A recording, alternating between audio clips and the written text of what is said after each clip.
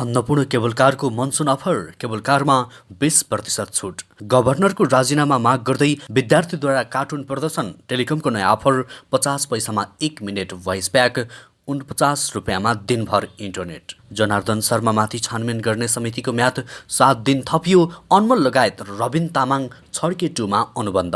ब्रिटेनले गीत गाउने। नेपालमा पनि भव्य रूपमा अन्तर्राष्ट्रिय युवा दिवस मनाइने। बिदाको दिनमा चल्ने सरकारी सवारी साधनको चाबी नखोज्न गृहको निर्देशन।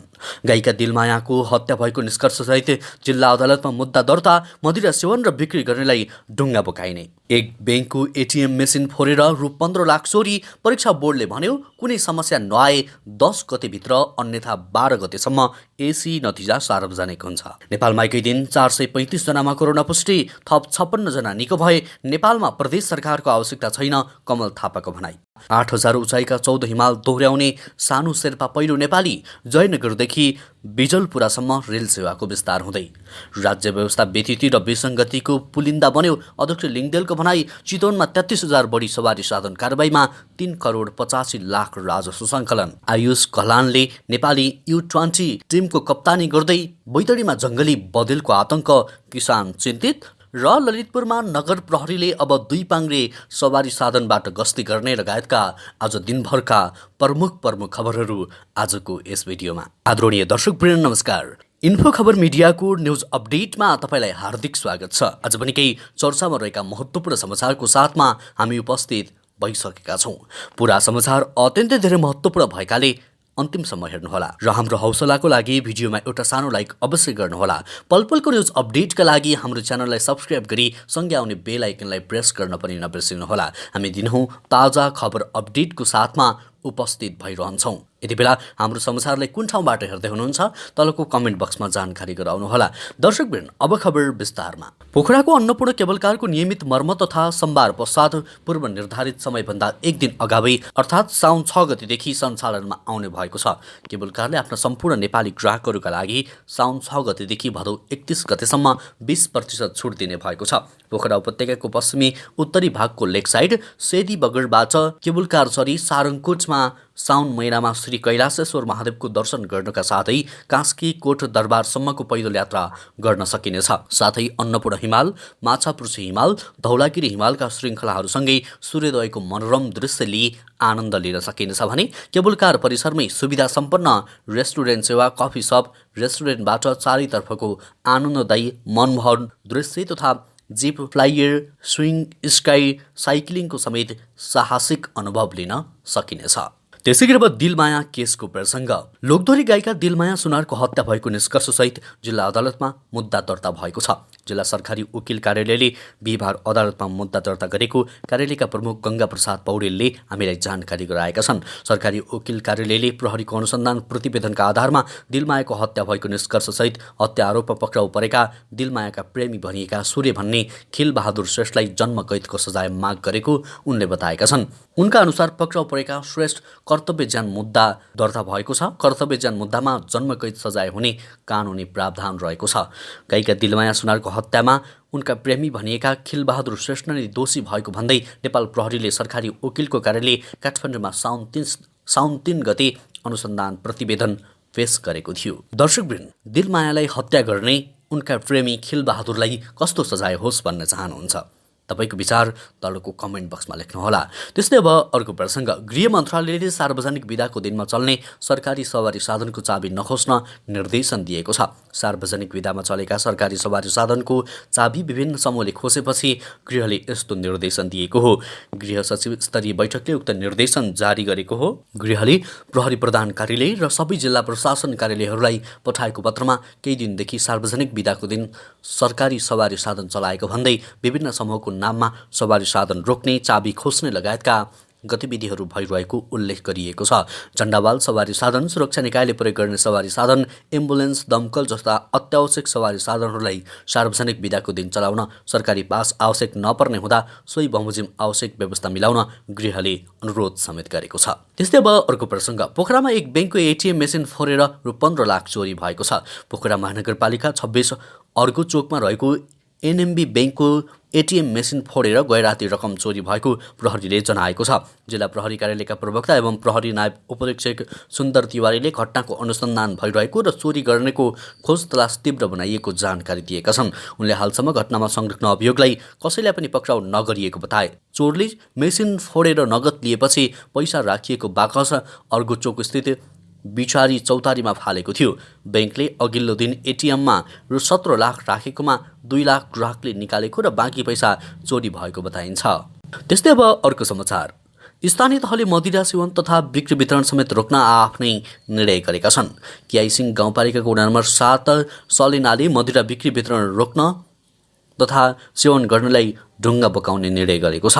उक्त वडामा कसैले मदिरा सेवन गरे 15 दिन र बिक्री गर्नेलाई वडा कार्यालयसम्म 1 महिना ढुङ्गा बोकाउने निर्णय गरिएको वडा अध्यक्ष दिलबहादुर बलायरले जानकारी दिए। वडामा मदिरा बिक्री वितरण गर्दै आएका व्यापारी तथा वडावासीको छलफल पश्चात उक्त निर्णय गरिएको हो। वडामा सञ्चालन हुने गाडीमा मदिरा ओसार पसार गर्नेलाई समेत 1 महिना गाडी होल्ड राख्नुपर्ने निर्णय समेत गरेको वडा कार्यालयले जनाएको छ। यसैगरी जिल्लाकै आदर्श गाउँपालिकाले यही साउन 1 गतेदेखि मदिरा बिक्री वितरण तथा सेवन पूर्ण रूपमा बन्द गर्ने निर्णय समेत गरेको छ। त्यसैगरी अब अर्को समाचार। फिल्म छड्के 2 का प्रमुख कलाकारमा रबिन तामाङ, कमल मणि नेपाल र सृजना सुब्बा पनि जोडिएका छन्। 50 लाख रुपियाँ पारिश्रमिक सहित अनमोल केसी यसअघि नै अनुबन्धित भइसकेका छन्। फिल्ममा नयाँ नायिका अनुबन्धित भएकी छन्। उनीसहित अन्य कलाकारबारे खुलाइएको छैन। अहिले चितवनमा भइरहेको कार्यशालामा अनमोल सहितका कलाकार समेत सहभागी रहेका छन्। प्रमुख भूमिकामा अभिनेता राजेश हमाललाई पनि प्रस्ताव गरिएको तर उनले अस्वीकार गरेको स्रोत बताउँछ। यसैबीचमा फिल्ममा भिटेनले गीत गाउने भएका छन्। उनले कथावस्तुमै आधारित गीत गाउने समझदारी भएको निर्माता गिरीले जानकारी दिएका छन्। त्यस्तै अब गभर्नरको प्रसङ्ग। सत्तारूढ दलका विद्यार्थी संगठनहरूले गभर्नर महाप्रसाद अधिकारी विरुद्ध कार्टुन प्रदर्शन गरेका छन्। नेकपा एमालेको अर्थ तथा योजना विभागका सदस्य रहेका अधिकारी भन्ने व्यक्ति गभर्नर महाप्रसाद अधिकारी नै रहेको जिकिर गर्दै उनीहरूले गभर्नरलाई अवैध भनेका छन्। नेपाली काङ्ग्रेस, नेकपा माओवादी केन्द्र, नेकपा एकीकृत समाजवादीको विद्यार्थी संगठनहरूका नेताहरू ब्यानर र कार्टुन चित्र लिएर प्रदर्शनमा उत्रिएका थिए। उनीहरूले गभर्नरले राजीनामा दिनुपर्ने पनि बताएका छन्। गभर्नर अधिकारीले भने एमालेको अर्थ तथा योजना विभागका सदस्य आफू नभएको बताएका छन्। एमाले पनि आफ्नो विभागका सदस्य गभर्नर नभएको प्रष्टीकरण दिएको छ। त्यस्तै अब अर्को प्रसङ्ग। तत्कालीन अर्थमन्त्री जनार्दन शर्मामाथि छानबिन गर्न बनेको संसदीय विशेष छानबिन समितिको म्याद थप भएको छ। बजेट निर्माण गर्दा तत्कालीन अर्थमन्त्री शर्माले अनाधिकृत व्यक्तिलाई प्रवेश गराई करका दर हेरफेर गरेको आरोप लागेपछि संसदीय छानबिन समिति बनेको थियो। गत असार 22 मा बनेको समितिको म्याद 10 दिन दिइएको थियो। उक्त समितिको म्याद आज सकिएको थियो। सभामुख अग्निप्रसाद सापकोटाले उक्त छानबिन समितिको म्याद 7 दिन थपेको संसदमा घोषणा गरेका थिए। त्यसैगरी अब अर्को समाचार। नेपाल टेलिकमले गत साउन 1 गतेदेखि लागू गरेको समर अफर अन्तर्गत नयाँ र थप आकर्षक अफर उपलब्ध गराउने भएको छ। कम्पनीले पहिलेदेखि नै विभिन्न आकर्षक भोइस अफरहरू उपलब्ध गराइरहेकोमा हाल केही नयाँ अफर थप गरेको हो। नयाँ अफरको रूपमा जुनसुकै समयमा सबै नेटवर्कमा कल गर्न सकिने all net 20 minute voice pack र 100 मिनट भोइस प्याक उपलब्ध गराएको कम्पनीले बताएको छ। 20 मिनट भोइस प्याक 15 रुपियाँमा उपलब्ध हुनेछ र एक दिनभर 24 घण्टा कल गर्न सकिनेछ भने 100 मिनट भोइस प्याक 3 दिनका लागि 49 रुपियाँमा उपलब्ध छ। त्यसैगरी नयाँ अफरको रूपमा 1 MBPS स्पिडको अनलिमिटेड डेटा एक दिन 24 घण्टाको लागि 49 रुपियाँमा उपलब्ध हुने कम्पनीले जनाएको छ। त्यस्तै अब अर्को प्रसङ्ग। भारतको जयनगरदेखि जनकपुर धाम कुर्थासम्म सञ्चालन भइरहेको राष्ट्रिय गौरवको आयोजना मध्येको रेल सेवाले आफ्नो थप सेवा विस्तार गर्न लागेको छ। यही साउन 30 गतेदेखि जयनगरदेखि बिजलपुरासम्म थप सेवा विस्तार गर्ने भएको छ। नेपाल रेलवे कम्पनीका महाप्रबन्धक निरञ्जन झाले जयनगर जनकपुर कुर्थासम्म सञ्चालन भइरहेको रेल सेवा अब बिजलपुरासम्म थप सेवा विस्तारको तयारीमा लागेको जानकारी दिनुभयो। उहाँले भन्नुभयो, कुर्थादेखि 17.5 किलोमिटर रेल सञ्चालनका लागि लिक हल्ट स्टेसन लगायतका भौतिक पूर्वाधार संरचना तयार भइसकेको छ र 15 अगस्तका दिन सेवा प्रारम्भ गर्ने बारे नेपाल र भारतका उच्चपदस्थ अधिकारीहरूबीच कुराकानी हुँदैछ। यद्यपि थप सेवा उद्घाटनको मिति भने टुङ्गो नलागेको उहाँले बताउनुभयो। त्यस्तै अब अर्को प्रसङ्ग। अन्तर्राष्ट्रिय युवा दिवस नेपालमा पनि भव्य रूपले मनाइएको छ। बिहिबार 23 श्रावण 27 गते मनाइने भएको छ। बिहिबार यही श्रावण 27 गते सो दिवस मनाउन युवा तथा खेलकुद मन्त्री महेश्वर जङ गहतराजको अध्यक्षतामा मूल समारोह समिति गठन गरिएको छ। युवाहरूलाई देश र जनप्रतिनिधि जवाबदेही हुने गरी काम गर्न प्रेरित गर्ने उद्देश्यका साथ सो अन्तर्राष्ट्रिय दिवस मनाउनका लागि सो मूल समारोह समितिले समेत गठन गरिएको मन्त्री गहतराजले बताए। उनले सो दिवसलाई देशव्यापी बनाउन सबै प्रदेश र स्थानीय तहहरूमा पनि विभिन्न रचनात्मक खालको कार्यक्रमको आयोजना गरी मनाउन आग्रह गरिने जानकारी दिए। यो दिवसको अवसरमा राष्ट्रिय सभागृहमा विशेष समारोह आयोजना गरिनेछ। समारोहमा प्रधानमन्त्री शेरबहादुर देउवा प्रमुख अतिथिको रूपमा सहभागी हुने राष्ट्रिय युवा परिषदका उपाध्यक्ष सुरेन्द्र बस्नेतले हामीलाई जानकारी दिनुभएको छ। त्यस्तै अब अर्को प्रसङ्ग, राष्ट्रिय प्रजातन्त्र पार्टीका अध्यक्ष राजेन्द्र लिङदेनले राज्य व्यवस्था व्यतिथि र विसङ्गतिको पुलिन्दा बनेको आरोप लगाउनु भएको छ। बिहिबार काठमाडौँमा बसेको पार्टी केन्द्रीय समितिको बैठकलाई सम्बोधन गर्दै अध्यक्ष लिङदेनले यस्तो बताउनु भएको हो। उहाँले सत्तारूढ ठूला दलका अकर्मण्यता र असफलताका कारण राष्ट्रियता सङ्कटमा परेको दावी समेत गर्नुभयो। उहाँले नेपालमा विदेशी चलखेल र प्रभाव दिनदिनै बढ्दै गएको प्रति चिन्ता व्यक्त गर्नुभयो। अध्यक्ष लिङदेनले विदेशी सामु प्रमुख दलहरूले अनुसरण गरेको लम्पसारवादको नीतिले नेपाल विदेशी हस्तक्षेपको खेल मैदान बनेको दावी गर्नुभयो। उहाँले प्रमुख राजनैतिक दलको लम्पसारवादका कारण देशमा अस्थिरता, भूराजनीतिक सन्तुलनको उत्पत्ति भएको बताउनुभयो। अध्यक्ष लिङदेनले सरकारले असन्तुलन र अराजकतालाई प्रोत्साहन गरेको पनि आरोप लगाउनुभयो। दर्शकवृन्द, राजेन्द्र लिङदेन तपाईँलाई कस्तो नेता लाग्छ? कृपया उहाँको विषयमा तपाईँको धारणा तलको कमेन्ट बक्समा लेख्नुहोला। त्यस्तै अब अर्को प्रसङ्ग, नेपाली आरोही सानु शेर्पाले नेपाल, पाकिस्तान र चीनमा पर्ने 8000 मिटर अग्ला 14वटा हिमाल दोहोर्याएर आरोहण गर्ने विश्वको एकमात्र आरोहीको रेकर्ड बनाएका छन्।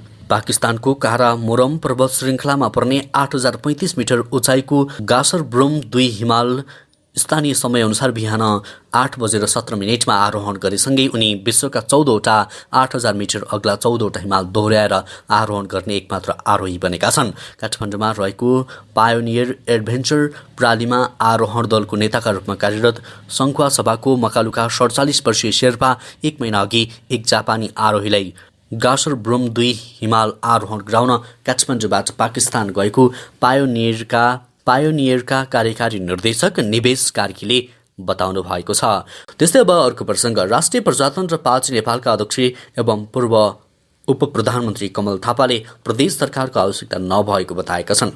बलियो केन्द्रीय सरकार र स्थानीय सरकारलाई बढी अधिकार सम्पन्न बनाउनु पर्ने उल्लेख गर्दै अध्यक्ष थापाले प्रदेश सरकारको भने आवश्यकता नरहेको बताएका हुन्। बिहिबार पार्टीद्वारा काठमाडौँमा आयोजित एक कार्यक्रममा बोल्दै उनले पूर्ण समानुपातिक निर्वाचन प्रणालीमा जानुपर्ने आफ्नो पार्टीको मान्यता रहेको पनि बताए।